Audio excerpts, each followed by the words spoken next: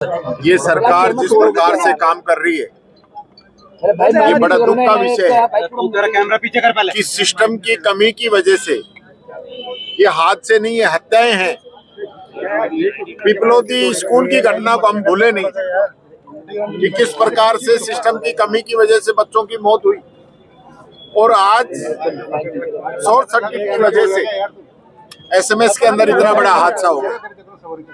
संख्याएं अभी बढ़ भी सकती है, लेकिन सरकार की क्या मॉनिटरिंग है, क्या ऑडिट है, समय समय पर जांच होती है, समय समय पर रिपोर्ट्स आती हैं, तो वो सब कहाँ गई? किस प्रकार का काम ये लोग कर रहे हैं? सरकार का काम यही तो है ना कि वो पूरी मॉनिटरिंग करे, हर चीज का ध्यान रखे। हम सरकार के भरोसे सब कुछ छोड़ रखा है, और सरकार जो है वो मैं समझता हूँ राम भरोसे चल रही है। उड़न खटोला सरकार हुई पड़ी है। अभी भी मैं देख रहा था कि मुख्यमंत्री जी ने दिल्ली का दौरा कैंसिल करके एसएमएस के अंदर आए, अच्छी बात है, लेकिन आज भी दिल्ली का दौरा कैंसिल किया। ये दिल्ली के दौरे कितने चलेंगे?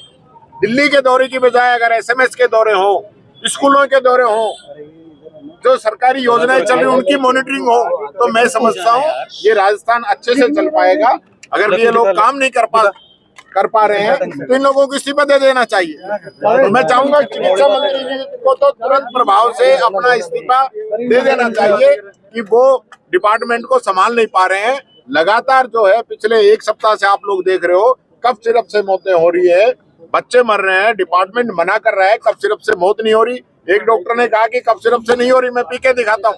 उसने जैसे कफ सिरप ली 8 घंटे में होश आया उसको। ये हालत राजस्थान के अंदर हो रही है, कोई मॉनिटरिंग नहीं है, कोई सिस्टम नहीं है। मैं मुख्यमंत्री जी से निवेदन करना चाहूंगा कि दिल्ली के चक्कर छोड़ो। मैंने पहले भी कहा है, विधानसभा में भी कहा है, कितना दिल्ली जाओगे? दिल्ली ने आपको बना दिया, आप परफॉर्मेंस करिए, आप काम करके दिखाइए, तो दिल्ली जाने की जरूरत नहीं पड़ेगी।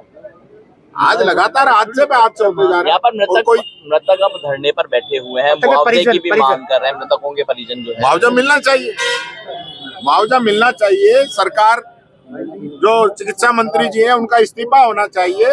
जो दोषी कर्मचारी है, जिनकी लापरवाही रही है, उन पे कार्रवाई होनी चाहिए। जिन कर्मचारियों ने इसकी ऑडिट भी की होगी, मेंटेनेंस भी होती है, सारे जो इसके मानक हैं वो भी चेक करते होंगे। इसका मतलब ये थोड़ी है कि शॉर्ट सर्किट 1 मिनट में हो गया होगा। कहीं ना कहीं कोई कमी रही होगी, केबल कमजोर है, लोड ज्यादा है, घटिया क्वालिटी के स्विच लगे हैं, कुछ ना कुछ तो मिलेगा। ऐसे थोड़ी ना होता है शॉर्ट सर्किट ऐसे हो जाएगा, फिर तो सब जगह ही हो जाए। चिकित्सा मंत्री कहाँ है अभी तक ये तक नहीं पता, और ना ही यहाँ पर पहुंचे अभी। निश्चित तौर पर मैं कह रहा हूँ कि इतना बड़ा हादसा हुआ है। आप देखिए, मैं अभी याद कर रहा था उस हादसे को, जो टैंकर पलटा था जिसके अंदर सैकड़ों के आसपास लोगों की मौत हो गई थी। वो भी तो हम लोगों के द्वारा ही जो कटबंद नहीं किए थे, उसके बाद भी तो कटबंद किए। तो जो प्लानिंग पहले होनी चाहिए, सरकार की मॉनिटरिंग होनी चाहिए कि हम हादसों को कैसे रोकें।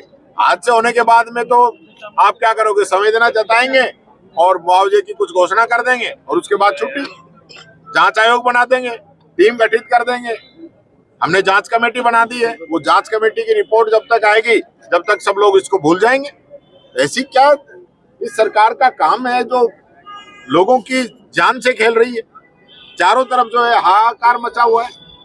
मैं कहना चाहूंगा तुरंत प्रभाव से जो मृतक है उनके लिए मुआवजा की घोषणा सरकार करे, चिकित्सा मंत्री जी इस्तीफा दें, नहीं तो मुख्यमंत्री जी उनका इस्तीफा लें, और जो दोषी अधिकारी कर्मचारी हैं जिनका इसके अंदर नेग्लिजेंसी रही है उन पे सख्त कार्रवाई हो। जब तक सरकार सख्त कार्रवाई नहीं करेगी तब तक मैं समझता हूँ काम चलने वाला नहीं है।